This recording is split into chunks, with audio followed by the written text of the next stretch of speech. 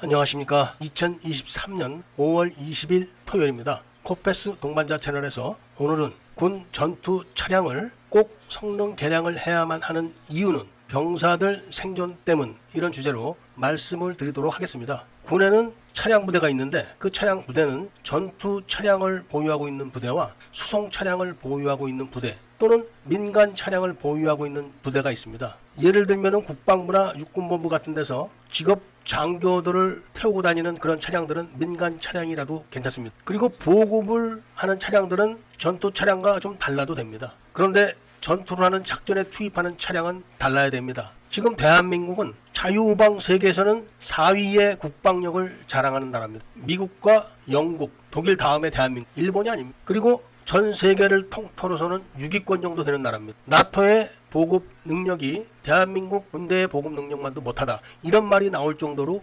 대한민국 국방력은 막강한 나라가 된 그런 현실입니다. 그런 현실 속에서 군 전투 차량의 수준은 1960년대 70년대 수준에 머물러 있는, 이게 무슨 말인가 하면은 1960년대 70년대는 수송 차량과 전투 차량의 구분이 거의 없었습니다. 야지에서 잘 굴러만 가면 된다, 이런 개념을 갖고 있었기 때문에 지금 군에서 몰고 있는 2.5톤 트럭이랑 5톤 트럭들이 바로 그런 부류입니다. 과거에는 2.5톤 트럭이 물건도 나누고 병력도 실어 나누고 또 전투 부대를 따라다니기도 했었습니다. 그런데 지금은 그렇지가 않습니다. 전투 부대를 따라다니는 그런 차량들은 방탄 기능이 있어야 되고 방호 기능이 있어야 됩니다. 그렇게 지금 세상의 군대는 변화를 확실히 하고 있는데 우리나라는 아직 그런 개념을 갖고 있지 않습니다. 제가 천궁 미사일을 운반하는 차, 그 다음에 현무 3를 운반하는 차량을 보고 차량에 대한 관심을 끌었었습니다. 저는 원래 주특기가 수송이라 군 수송 차량에 관심이 많았었는데 천궁 트럭과 현무 3를 운반하는 차량의 모습을 보고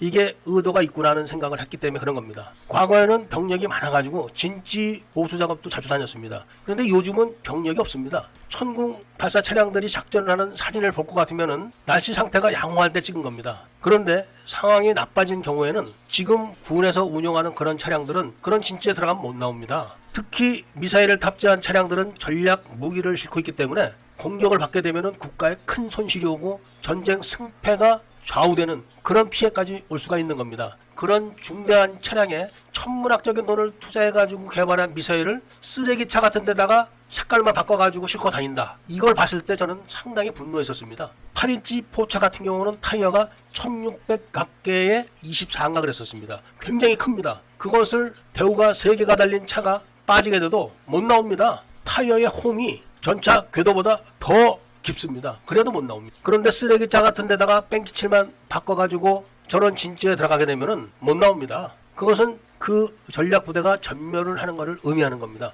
우리나라도 북한의 모든 진지에 대한 좌표를 다 갖고 있습니다. 마찬가지로 북한도 우리나라의 진지에 대한 좌표를 다 갖고 있기 때문에 바로바로 대응을 합니다. 엊그제 올렸던 영상에 대해서 많은 분들이 무슨 소리를 하냐, 폴란드는 처음부터 천문을 들여갈 때 자기네 트럭으로 한다고 했다, 이렇게 말을 하면서 영상을 내려라 올려라 이런 분들도 계셨습니다만은 폴란드는 한국의 미사일 트럭 상당수가 체코에서 공급을 한다는 것을 알고 있는 나라입니다. 그렇기 때문에 한국산 군용 트럭은 사용해서는 안 된다는 걸 잘 알고 있기 때문에 그렇게 한 것이고, 체코제 트럭의 부품을 많이 사용하는 걸로 제가 알고 있습니다. 대한민국이 차량을 만들 수 있는 기술이 없습니까? 부품을 만들 수 있는 산업 기반이 없습니까? 그렇다고 돈이 없겠습니까? 그런데도 상용 트럭에다가 페인트 칠만 바꿔가지고 그대로 군용을 쓰면서 가격은 또 군용차 가격을 받을 겁니다. 그렇다고 그런 업무를 본 사람들이 그런 차를 타고 작전에 투입되느냐? 그런 건 아닙니다. 바로 우리들의 아들들이 가서 작전에 투입돼가지고 피해를 볼 게 뻔한 겁니다. 전차 엔진을 장착했다고 하는 초대형 8인치 포차를 조교를 하면서 수없이 봐왔기 때문에 제가 잘 아는 겁니다. 연료만 양쪽으로 86가롱짜리가